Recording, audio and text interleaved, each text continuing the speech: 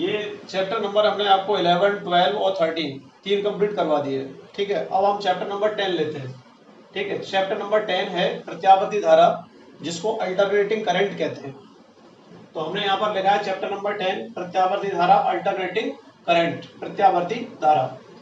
सबसे पहला इसमें पॉइंट आता है दिष्ट धारा। दिष्ट धारा को आपने 10th क्लास में पढ़ा होगा, डायरेक्ट करंट, डीसी करंट। इसको दूसरे नाम से जानते हैं समदिष्ट धारा। तो इसकी हम परिभाषा लिखते हैं यहां से, ऐसी धारा, यहां से डेफिनेशन लिख रहे हैं, ऐसी धारा या वोल्टता जिसकी दिशा समय के साथ नहीं बदलती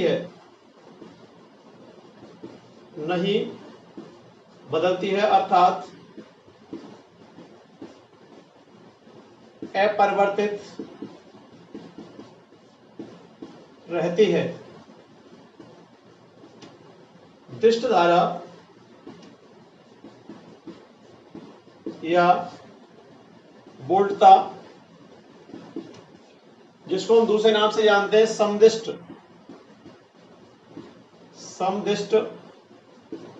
धारा या वोल्टता कहते हैं। हमने यहां पर डेफिनेशन लिखी है इसकी, दिष्ट धारा या समदिष्ट धारा की, ऐसी धारा या वोल्टता जिसकी समय के साथ दिशा नहीं बदलती है, अर्थात अपरिवर्तित रहती है, दिष्ट धारा या वोल्टता या समदिष्ट धारा या वोल्टता कहलाती है। इसकी आवृत्ति शून्य होती है। ये ध्यान रखेंगे आप कि हमेशा जो दिष्ट धारा की आवृत्ति है, फ्रीक्वेंसी, वो क्या होती है? जीरो। फ्रीक्वेंसी क्या होती है? चक्करों की संख्या। जब चक्कर ही नहीं बनेंगे तो उसकी जो फ्रीक्वेंसी है वो क्या हो जाएगी? जीरो। ठीक है, तो हमने एक बार डेफिनेशन लिखी, ऐसी धारा या वोल्टता जिसकी समय के साथ दिशा नहीं बदलती है, अर्थात अपरिवर्तित रहती है, दिष्ट धारा या वोल्टता या समदिष्ट धारा या वोल्टता कहलाती है या कहते हैं। इसकी आवृत्ति शून्य होती है। इसमें ग्राफ देखें तो ग्राफ यहां से देखिए, इस पर हम दो अक्ष ले लिए हमने। ठीक है, अब नीचे को थोड़ा सा बढ़ा देते हैं। यहां पर हमने ले ली एक्स अक्ष, ये तो हो गई आपकी एक्स अक्ष। एक्स अक्ष पर ले लिया हमने समय ले लिया टी, और ये हो गई आपकी वाई अक्ष। ठीक है, ये जो वाई अक्ष है वो हमेशा कैसी होती है? पॉजिटिव। और एक्स अक्ष कैसी होती है? ये समय ले लिया हमने, तो एक्स अक्ष तो पॉजिटिव और वाई अक्ष भी पॉजिटिव। तो एक्स अक्ष पर हमने क्या ले लिया? समय, तो समय तो पॉजिटिव रहेगा। और वाई अक्ष पर हमने रहे धारा, और नीचे हमने वाई डैश, ये यहाँ से ओरिजिन पॉइंट है, इसको मूल बिंदु कहते हैं। इसके नीचे जो नेगेटिव पॉइंट है ये वाला, तो ये नेगेटिव है और ये पॉजिटिव है। ठीक है, और ये क्या है? समय ले लिया हमने। तो इसमें चक्र नहीं बनेंगे, तो दिशा नहीं बदलेगी, तो इस तरीके का इसमें ग्राफ आता है। तो यहां से ये धारा हो जाएगी, आई लिखते हैं इसको। धारा को किससे व्यक्त करते हैं? करंट को आई से रिप्रेजेंट करते हैं, विद्युत धारा को। तो ये जो है समय के साथ नहीं बदल रही है, देखिए समय भी ऐसे ही आगे बढ़ रहा है, समय बढ़ रहा है, और धारा भी उसी क्रम से बढ़ रही है, उसी के अनुसार धारा बढ़ रही है इस तरीके से, और प्लस में धारा बढ़ रही है। अगर चक्र बनते तो उसको हम कहते हैं प्रत्यावर्ती धारा। ठीक है, यहाँ पर चक्र नहीं बन रहे, और चक्र नहीं बन रहे तो इसकी जो आवृत्ति है वो फ्रीक्वेंसी क्या हो जाएगी? फ्रीक्वेंसी जीरो होगी। एफ से रिप्रेजेंट करते हैं फ्रीक्वेंसी को, आवृत्ति को यहाँ पर, तो एफ बराबर क्या हो जाएगा? जीरो। ठीक है ना। ये नेक्स्ट पॉइंट है, असमान उच्चावचन दिष्ट धारा। असमान उच्चावचन दिष्ट धारा, इसकी डेफिनेशन लिखते हैं, फिर उसके लिए ग्राफ रिप्रेजेंट करते हैं। यहां से, ऐसी धारा जिसकी दिशा समय के साथ अपरिवर्तित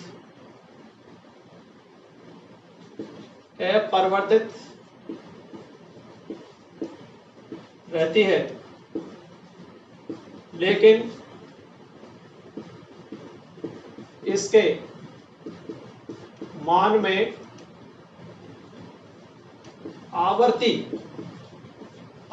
अलग है और आवर्ती अलग है, आवर्त काल कहते हैं उसको, ठीक है ना। आवर्त अलग चीज है और आवृत्ति अलग है, दोनों में डिफरेंस है। आवृत्ति मीन्स फ्रीक्वेंसी और आवर्त मीन्स टाइम पीरियड के लिए लिया जाता है वर्ड इसमें।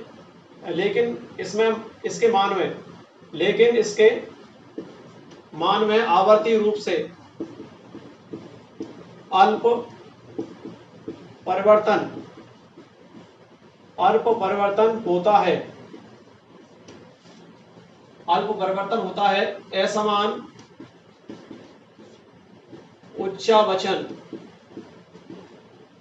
असमान उच्चावचन दिष्ट धारा कहलाती है। दोबारा से डेफिनेशन कर देते हैं। ऐसी धारा जिसकी दिशा समय के साथ अपवर्तित रहती है लेकिन इसके मान में आवर्ती रूप से अल्प परिवर्तन होता है, असमान उच्चावचन दिष्ट धारा कहलाती है। कहने का मतलब है धारा की दिशा में कोई परिवर्तन नहीं हो, समय के साथ नहीं बदले, लेकिन उसके मान में आवर्ती रूप से क्या हो जाए, अल्प परिवर्तन हो जाए, तो ऐसी धारा को असमान उच्चावचन दिष्ट धारा कहते हैं। देखिए यहां से हमने दिष्ट धारा के लिए ग्राफ लिया था, ये तो हो गया एक्स अक्ष था जिस पर क्या लिया हमने, समय लिया था टी, ठीक है। ये वाई अक्ष हो गया, ठीक है। इस पर हमने धारा क्या ली थी, प्लस ली थी, और नीचे की तरफ हमने यहाँ पर क्या ली थी, ध्यान दें आप, माइनस लिया था, और यहाँ पर ये मूल बिंदु था। तो यहां से जो धारा थी वो ऐसे जा रही थी, केवल दिष्ट धारा की बात कर रहे थे हमको, समदिष्ट धारा की बात कर रहे थे, उसका ग्राफ सीधा आ रहा था ऐसा। लेकिन यहाँ पर ये वर्ड और आ रहा है असमान, असमान का मतलब और एक चीज और आ रही है, लेकिन इसके मान में आवर्ती रूप से अल्प परिवर्तन होता है। तो आवर्ती रूप से अल्प परिवर्तन होगा तो आई ये हो गई, तो ये थोड़ा सा परिवर्तन होगा इस तरीके से, ऐसे परिवर्तन होगा, इस तरीके से धारा चलेगी। तो ऐसी धारा को हम असमान उच्चावचन दिष्ट धारा कहते हैं।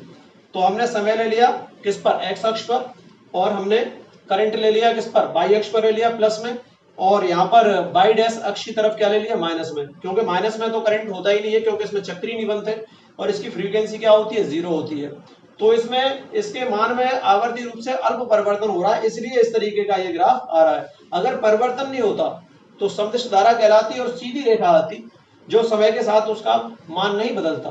तो ऐसी धारा जो होती है वो असमान उच्चावचन दिष्ट धारा कहलाती है, ठीक है। चलिए अब नेक्स्ट पॉइंट लेते हैं हम, प्रत्यावर्ती धारा।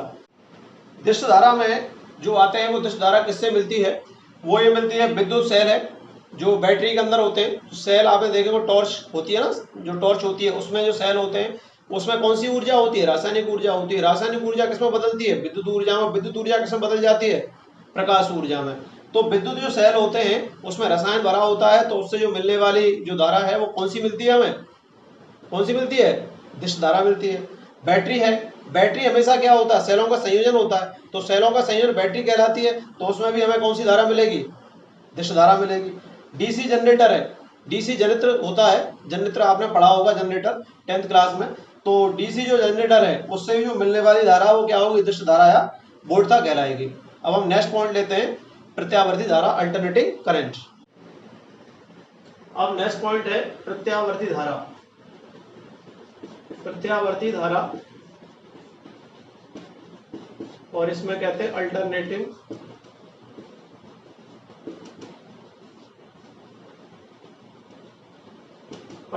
करंट, एसी, ठीक है। अब जरा देखेंगे आप कि यहां से इसकी डेफिनेशन लिखते हैं, और डेफिनेशन क्या है उसके अकॉर्डिंग हम इसके रूप बताएंगे कि कितने रूप होते हैं और कहां पर अधिकतम होगी, कहां पर न्यूनतम होगी, और जो माइनस में कब आएगी वैल्यू, ठीक है। तो उसके हम यहाँ पर जो टाइप्स होंगे उसको यहाँ पर क्लियरिफाई करेंगे। तो प्रत्यावर्ती धारा, ऐसी धारा या वोल्टता जो पहले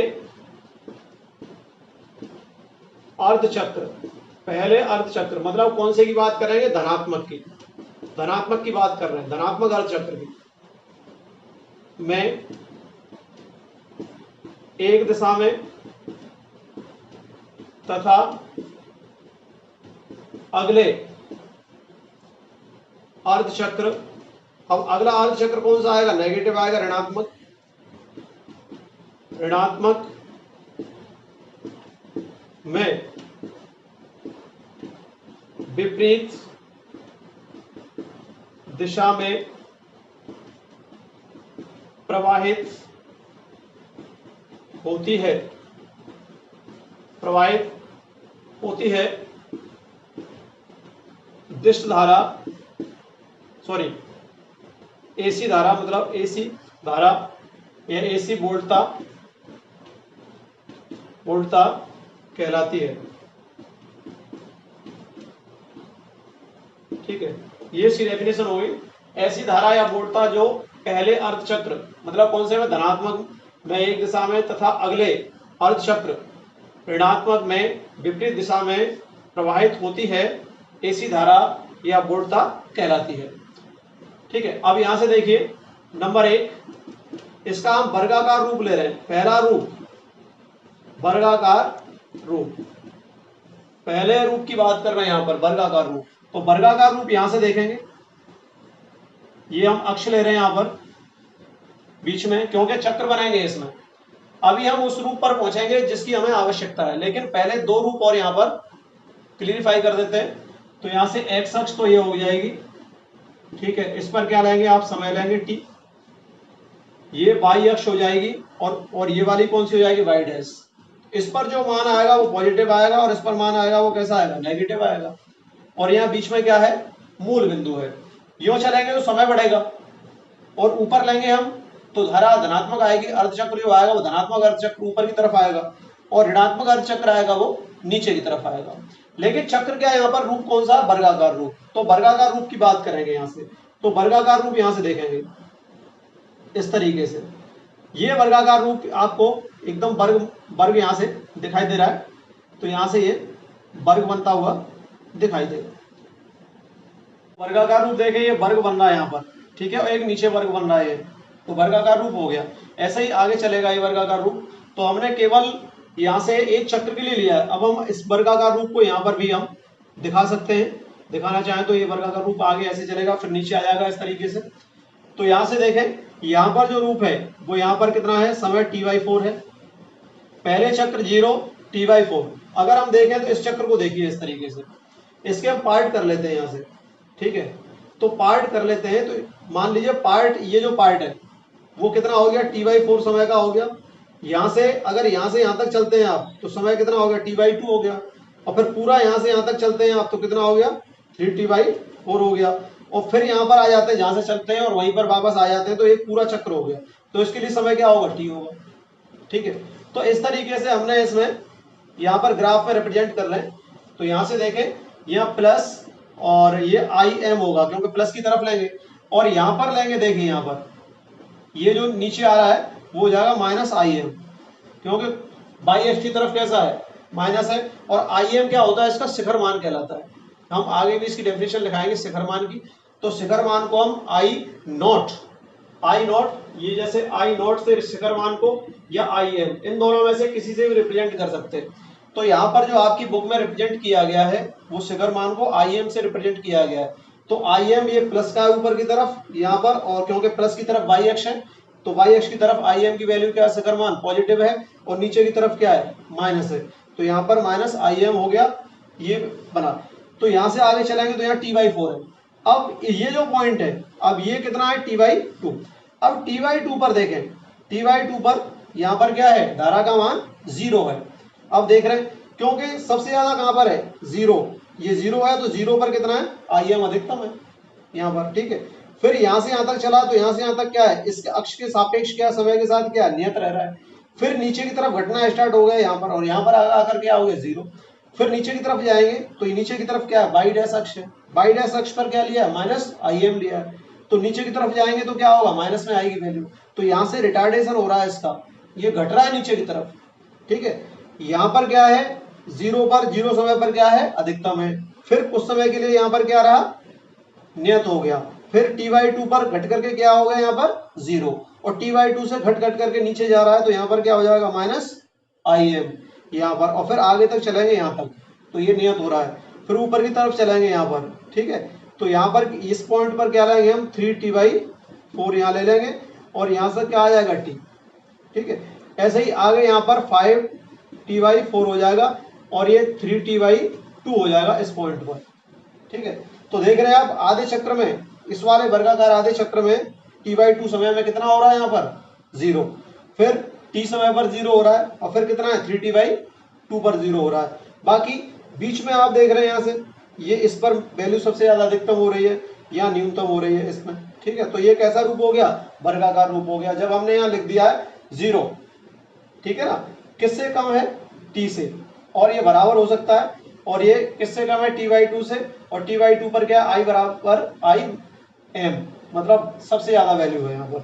और t/2 पर देखें, t/2 से क्या ज्यादा है, t है, और t से t पर i बराबर -im, ठीक है। तो यहाँ पर ये वैल्यू आपकी बन रही है। तो यहाँ से देखें, ये t समय है, और उस पर क्या है, यहाँ से यहाँ तक देखिए, पूरा यहाँ से यहाँ तक -im, ये t इतने समय पर क्या है, i बराबर -im, ये तो वर्गाकार रूप हो गया, ठीक है। नेक्स्ट पॉइंट है त्रिकोण रूप, ट्रायंगल फॉर्म इसकी। तो यहाँ से देखेंगे आप, ये इस तरीके से ग्राफ ले लीजिए, ये तो आपकी x अक्ष हो जाएगी, ये हो जाएगी y, और ये क्या हो जाएगी y डैश, ठीक है। इस पर क्या लेंगे आप, समय t ले लेंगे, और यहाँ पर क्या हो जाएगा, ओरिजिन पॉइंट हो जाएगा। यहाँ से ऐसे बढ़ता है त्रिकोण रूप में, और फिर यहाँ पर घट जाएगा, फिर ये नीचे जाएगा इस तरीके से, फिर यहाँ जाएगा इस तरीके से, ऊपर बढ़ेगा, फिर ऊपर जाएगा, फिर यहाँ जाएगा। तो इस तरीके से इसका त्रिकोण रूप होगा।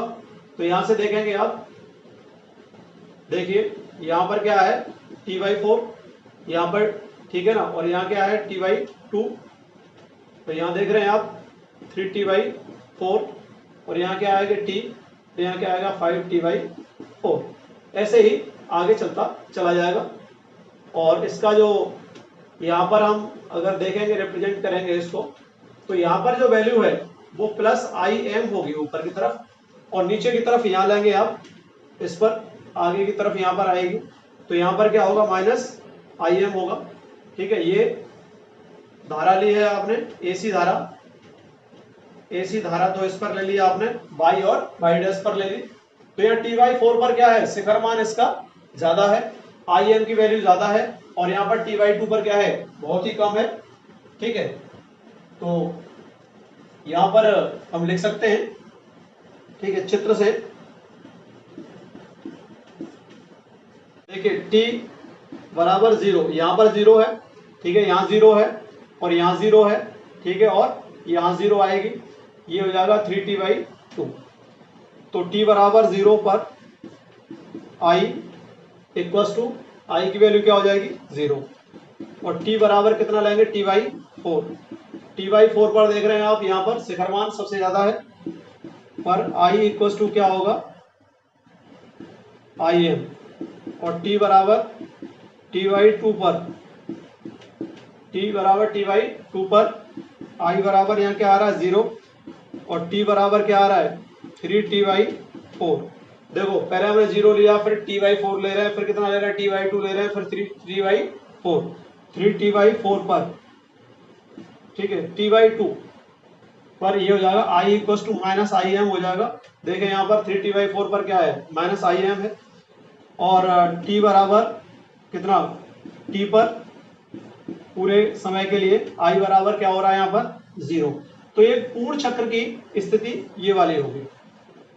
ये दो रूप हो गए। अब तीसरा रूप जो ज्यावक्रीय रूप है, ये हमें आवश्यकता रहती है इसकी। तो ज्यावक्रीय रूप को ये चलेगा आपके पूरे चैप्टर में। तो तीसरा पॉइंट है ज्यावक्रीय रूप। ज्यावक्रीय रूप, ये ज्यावक्रीय रूप देखिए। तो ज्यावक्रीय रूप को इसी तरीके से यहां से समय t लिया, ये हो गई x अक्ष, ये y हो गई, y डैश हो गई, ये मूल बिंदु हो गया, ठीक है। इस पर नेगेटिव आ जाएगा और इस पर पॉजिटिव आ जाएगा। तो पीछे मैंने लिखाया है कि ऐसी धारा या बोर्ड था जो पहले अर्ध चक्र में, मतलब पहले धनात्मक अर्ध चक्र में एक दिशा में, तो पहला धनात्मक अर्ध चक्र देखें यहां से, ये धनात्मक अर्ध चक्र हो गया, क्योंकि ये ऊपर की तरफ है, ये देखिए ऊपर की तरफ जा रहा, धनात्मक अर्ध चक्र हो गया। अब यहां से नीचे आएगा, ये ऋणात्मक अर्ध चक्र है। तो अगले जो चक्र में, अगले आधे चक्र में ऋणात्मक दिशा में धारा प्रवाहित होती है, या वोल्टता की बात करें, और अगला ये वाला पॉइंट बन जाएगा यहाँ पर, ठीक है ना, यहाँ तक। तो यहां से देखें आप इस तरीके से, ये जो शिखर मान यहाँ पर होगा, अब यहां देखेंगे शिखर मान यहाँ पर कौन सा आएगा, T/4 आएगा। तो ये शिखर मान कितने पर आएगा, T/4 पर, जो पीछे आ रहा था। यहाँ पर क्या आएगा, T/2 पर आएगा। यहाँ पर क्या आएगा, 3T/4 पर आएगा। और यहाँ पर किस पर आएगा, T पर आएगा।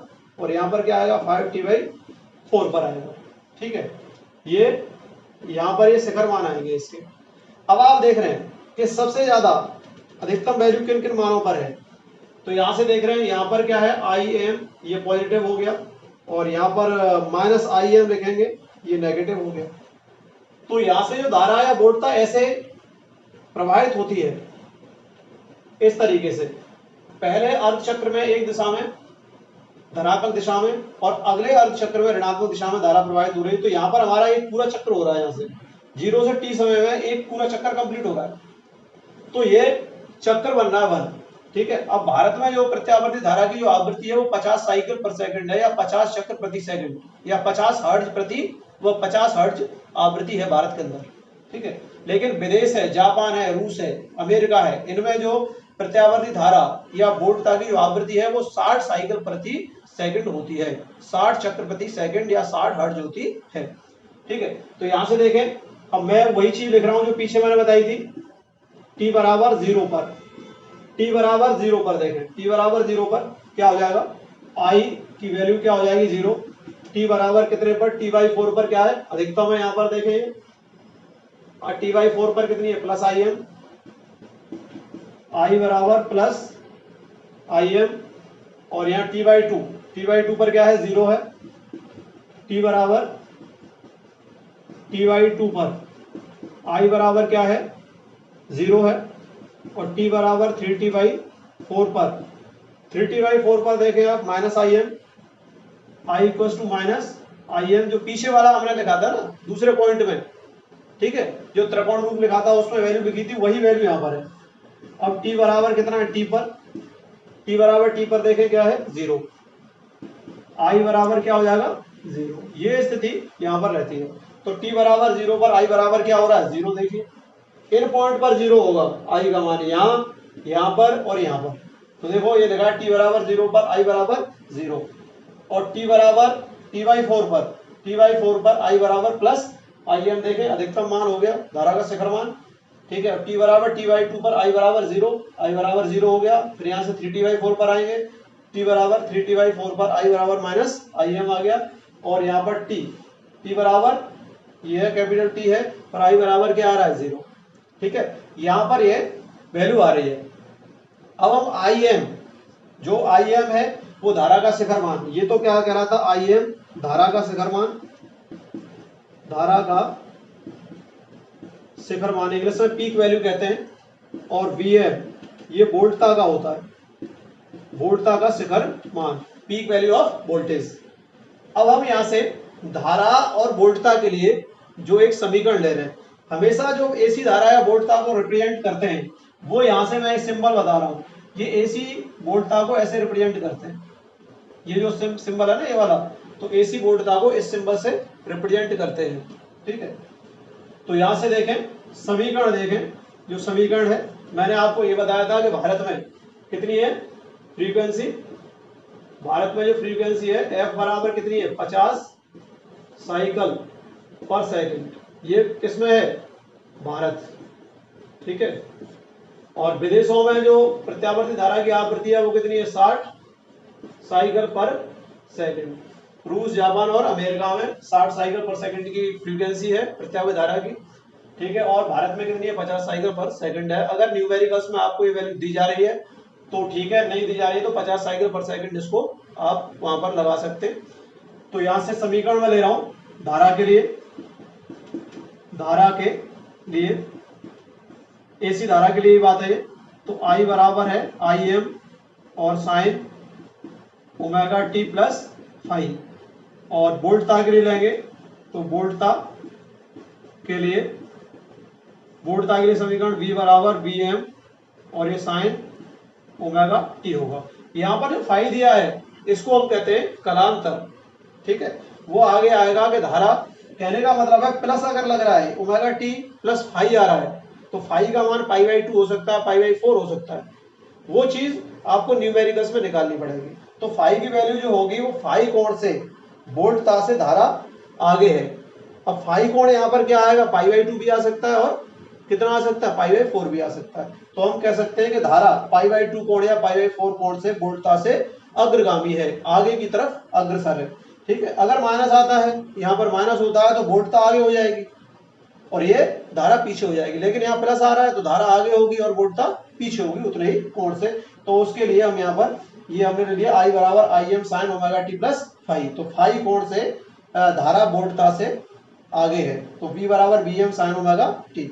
यहाँ पर I ये लिखा है ना हमने Im, इसको हम I नॉट भी लिख सकते हैं, मैंने पीछे भी कहा था, और Vm को V नॉट भी लिख सकते हैं। तो ये समीकरण आपके बनेंगे, ठीक है। अब हम आगे जो पॉइंट है फिर डेफिनेशन कुछ कराएंगे, फिर उसके बाद डेरिवेशंस कराएंगे, ठीक है। Thank you.